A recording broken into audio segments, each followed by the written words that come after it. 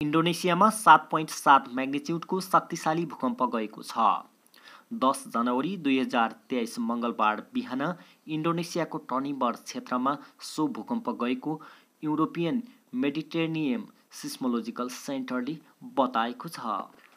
पृथ्वीको 79 किलोमिटर गहिराईमा गएको यो भूकम्पको धक्का 2000 किलोमिटर टाढासम्म महसुस भएको थियो भने भूकम्पले पुर्याएको क्षतिको विवरण भने अझै आइसकेको छैन।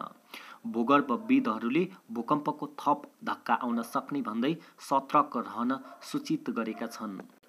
इन्डोनेसियाको जावा प्रान्तमा यसभन्दा अगाडि नोभेम्बर महिनामा 5.6 म्याग्निच्युडको भूकम्प जाँदा 318 जनाको मृत्यु भएको थियो भने 62,000 भन्दा धेरै व्यक्तिहरू विस्थापित भएका थिए।